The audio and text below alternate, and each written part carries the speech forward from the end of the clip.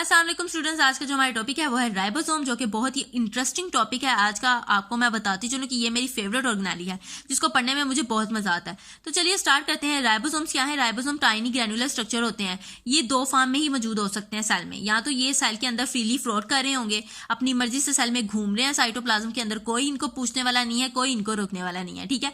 या तो ये इस फॉर्म में होंगे कि ये साइटोप्लाज्म में फ्रीली फ्लोट कर रहे हैं, या तो ये एंडोप्लाज्मिक रेटिकुलम के साथ जाके अटैच होंगे, ठीक है। अब यहाँ पर वर्ड यूज हुआ है ग्रैनुलर। ग्रैनुलर का मतलब है कंटेनिंग ग्रेन्यूल्स, यानी छोटे छोटे पार्टिकल्स का आपस में मिलकर एक लार्ज यूनिट बनाना, उनको हम कहते हैं ग्रेन्यूल्स, ठीक है। ग्रैनुलर स्ट्रक्चर है राइबोसोम का, ठीक है।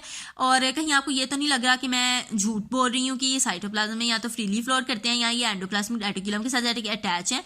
तो मैं आपको दिखाऊंगी इसका प्रूफ कि ये किस तरह अटैच होते हैं एंडोप्लाज्मिक रेटिकुलम के साथ सेल के अंदर, ठीक है।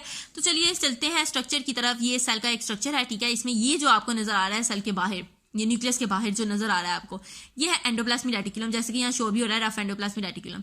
और इसके ऊपर ये जो ब्लैक डॉट्स आपको नजर आ रहे हैं, ये क्या है? राइबोसोम। क्या है? राइबोसोम। या तो ये इस फॉर्म में होंगे या तो ये साइटोप्लाज्म के अंदर फ्रीली फ्लोट कर रहे होंगे, ठीक है। ये दो ही फॉर्म में मौजूद होते हैं। अब चलते हैं कि इसको डिस्कवर किसने किया, इसको किसने स्टडी किया फॉर द फर्स्ट टाइम। तो स्टूडेंट्स 1955 में पैलेड एक ऐसा साइंटिस्ट है जिसने पहली दफा इस इंटरेस्टिंग ऑर्गेनेली को स्टडी किया, ठीक है। जो राइबोसोम होते हैं वो इक्वल अमाउंट ऑफ प्रोटीन और आरएनए से मिलकर बनते हैं, और राइबोसोम किसी भी मेम्ब्रेन से बाउंड नहीं है। ये बात आपने याद रखनी है, ठीक है। ये मेम्ब्रेन किसी भी मेम्ब्रेन से बाउंड नहीं है, और ये प्रोकैरियोट्स और यूकैरियोट्स दोनों में मौजूद होती हैं।